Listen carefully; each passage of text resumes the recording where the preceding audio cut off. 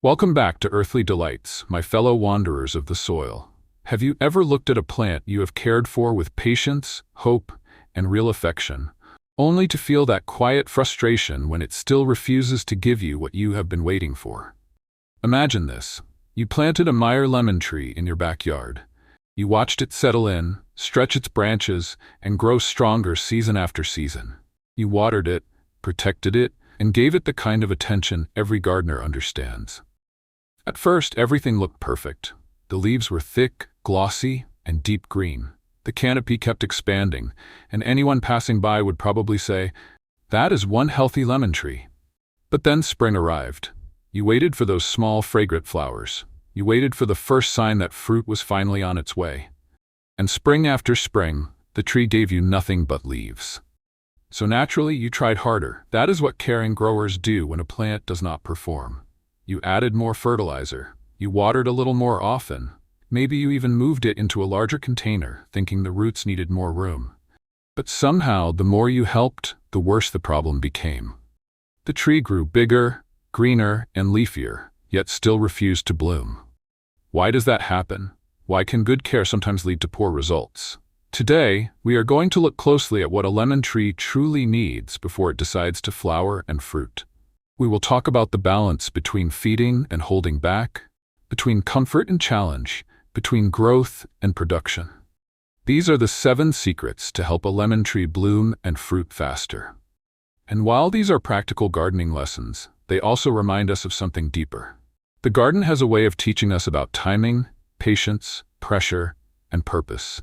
So, if you are ready to turn a beautiful but unproductive lemon tree into one filled with blossoms and heavy yellow fruit, let's begin. Number 1. Escape the nitrogen trap and feed the soul. One of the most common reasons a lemon tree refuses to flower is too much nitrogen. Nitrogen is the nutrient that pushes leafy growth. It helps plants produce stems, branches, and that rich green foliage we all love to see. At first, that sounds like exactly what a tree needs. But with citrus, too much nitrogen can become a trap. When a lemon tree receives more nitrogen than it needs, it stays locked in growth mode. Instead of forming flower buds, it keeps sending out tender shoots, new leaves, and longer branches. From the outside, the tree may look strong and healthy, but inside, its energy is being spent on building more structure rather than preparing to reproduce. This often happens when gardeners use a general-purpose fertilizer with a high first number on the NPK label. That first number represents nitrogen. A high nitrogen fertilizer may be useful for lawn grass, leafy vegetables, or plants grown mainly for foliage, but it is not ideal when your goal is citrus flowers and fruit. During the flowering stage, too much nitrogen can even cause a tree to drop or delay blossoms because it chooses leaves over fruit. The fix is to change the signal you are sending.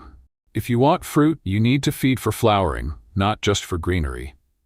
Choose a fertilizer with lower nitrogen and stronger phosphorus and potassium. Phosphorus supports root strength and helps the tree form flower buds. Potassium helps regulate water movement, sugar transport, fruit quality, sweetness, juiciness, and color. In simple terms, nitrogen builds the tree's green body, but phosphorus and potassium help guide it toward blooming and fruiting. A lemon tree that receives the right balance understands that it is time to move from endless growth into production. And there is a lesson here for us as well. How often do we feed ourselves a kind of nitrogen in life? We chase the things that make us look busy, successful, and impressive from the outside. We grow more leaves, build more branches, and appear full of progress. But real fulfillment, the fruit of our lives, needs a different kind of nourishment. It needs reflection, purpose, connection, and balance. So the question is simple. Are you feeding only what looks good from the outside, or are you feeding what will finally help you bear fruit? Number 2. The art of controlled water stress. This is one of those gardening secrets that can completely change the way you understand a lemon tree, and the best part is that it does not cost you anything.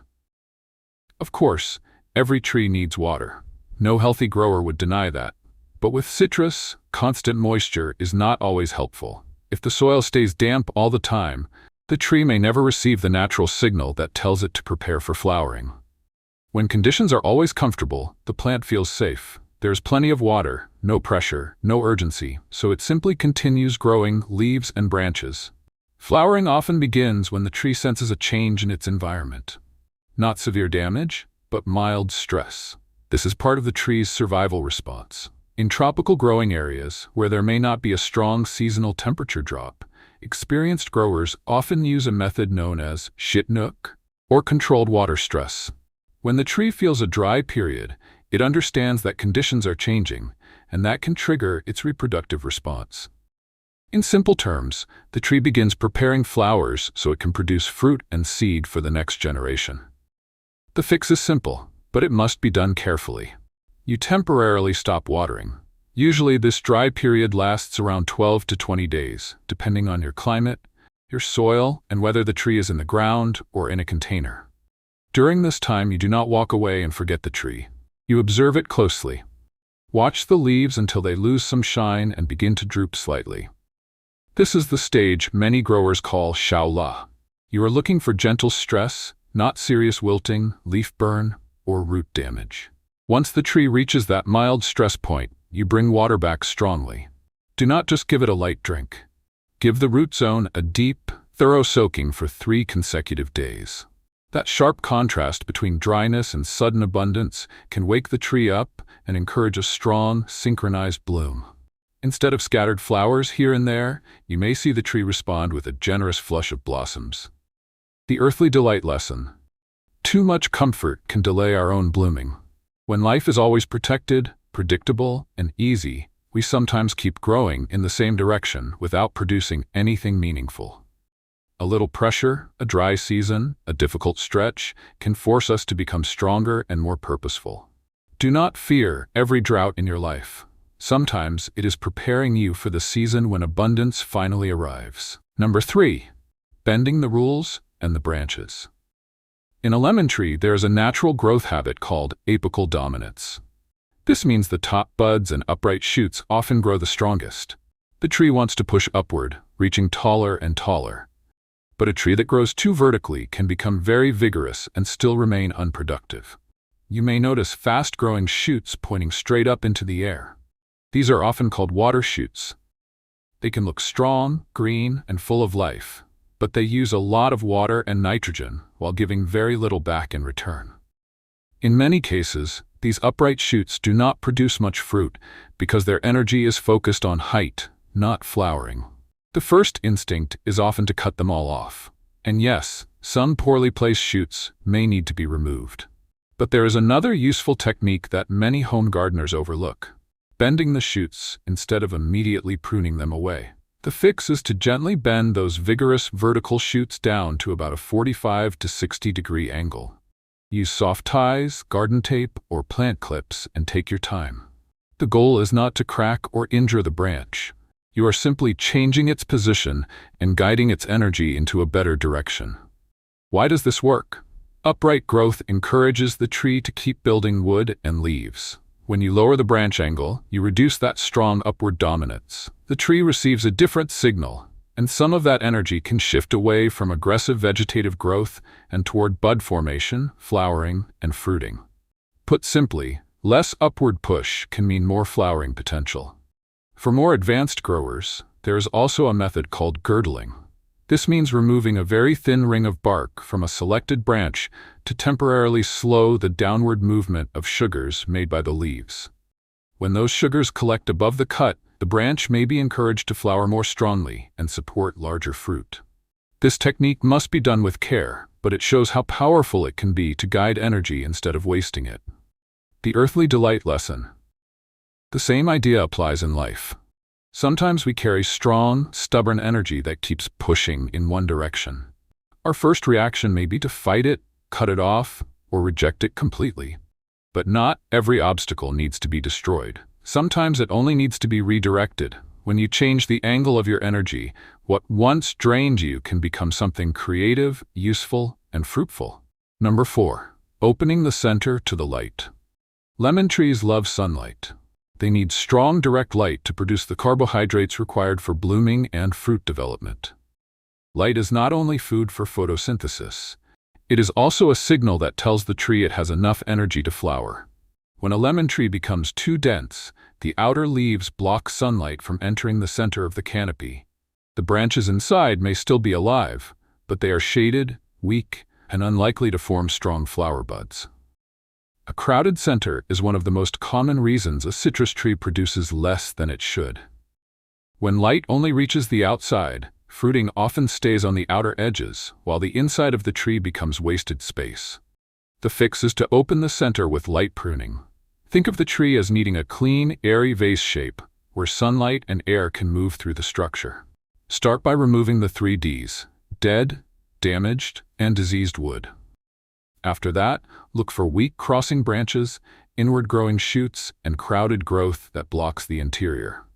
The goal is to let sunlight reach the inner stems and branches, not just the outside leaves. But remember, this is light pruning. Do not attack the tree.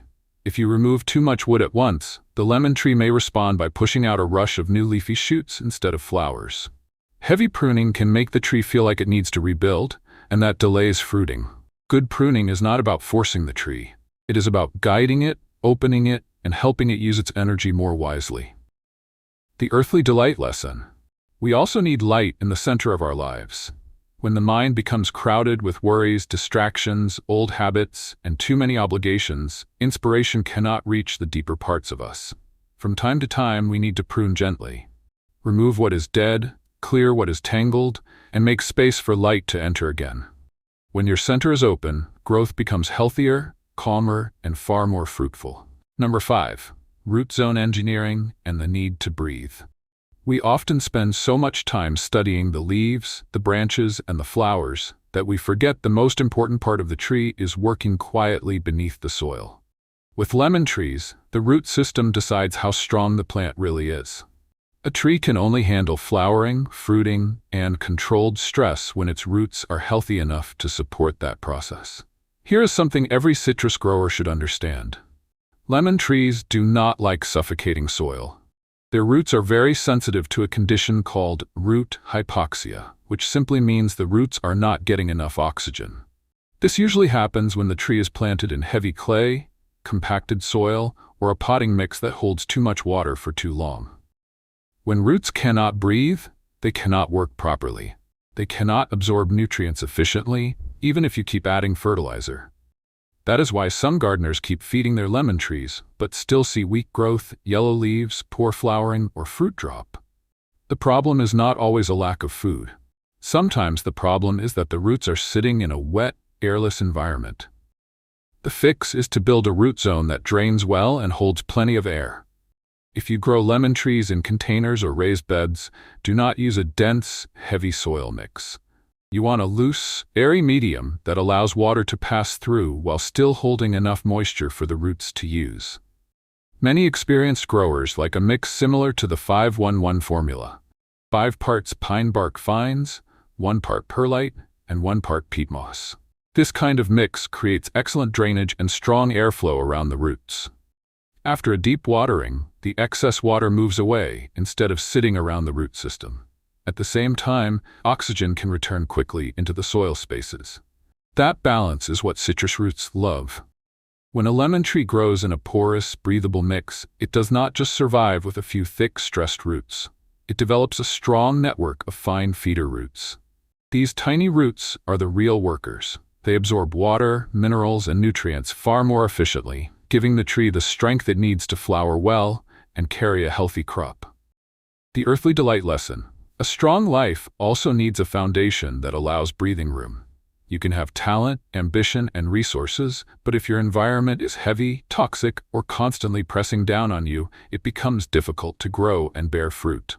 Build your foundation with space, air, and freedom. What happens in the hidden places often determines what the world finally sees. Number 6. The magic elixirs of the earth. Now imagine this. Your lemon tree has finally bloomed. You see tiny green lemons beginning to form, and for a moment it feels like success has arrived. But then one morning, you look under the tree and see small fruits scattered on the ground. One drops, then another, and suddenly the promise of a harvest starts disappearing. This is often called early fruit drop or June drop, and it usually happens when the tree is under stress or missing key nutrients. A lemon tree may produce flowers, but holding on to young fruit requires strength, balance, and support from the soil. To help the tree keep its fruit, we need to think beyond the basic fertilizer numbers. Micronutrients and natural biostimulants can make a real difference, and many of them are simple things gardeners already have nearby.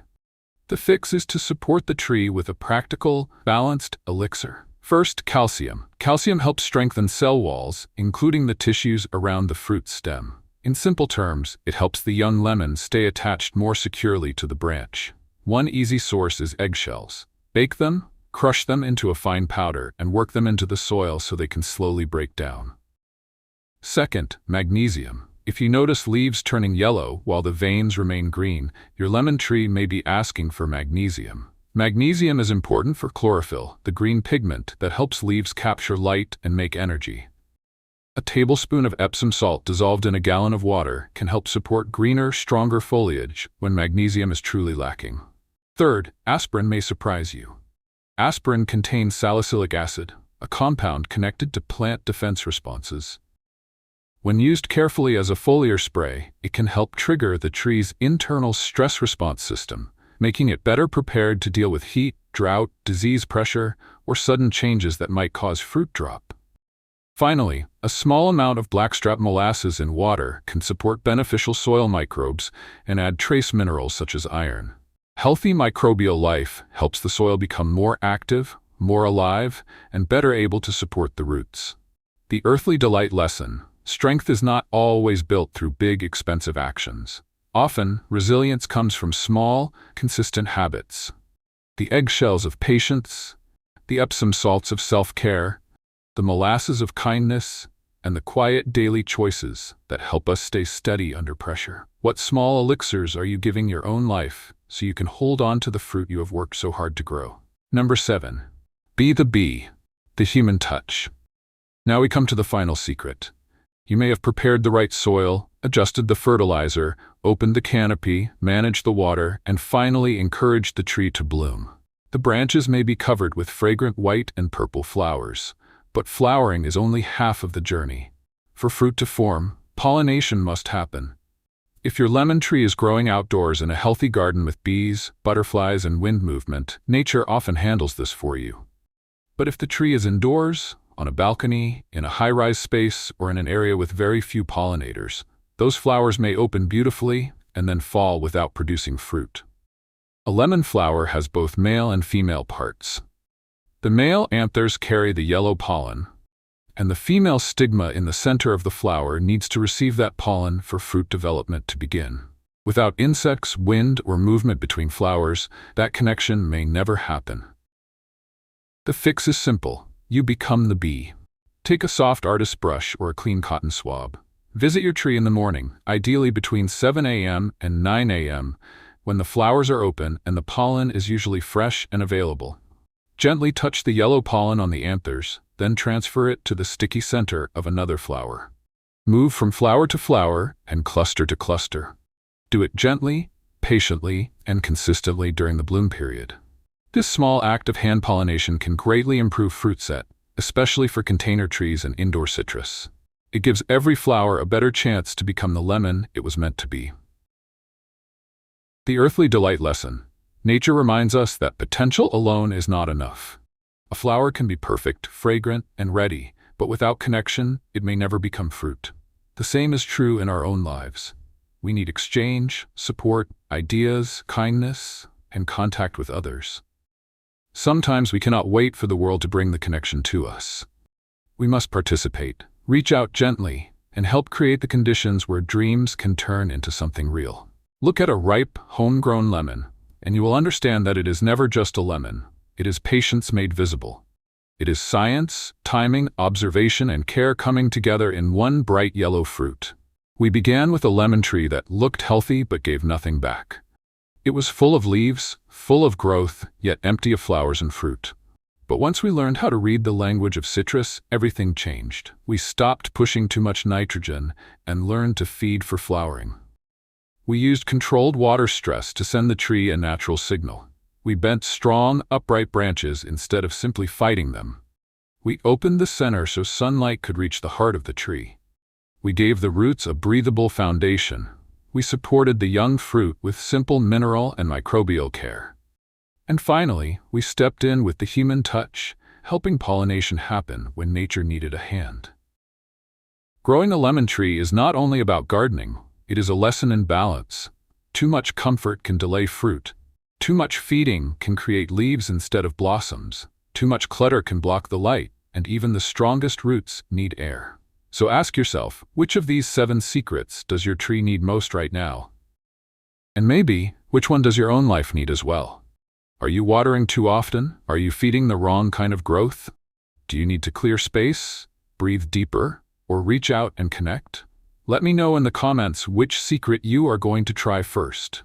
And if this helped you see your lemon tree in a new way, subscribe to Earthly Delights and join our growing community of gardeners who believe that every plant has something to teach us.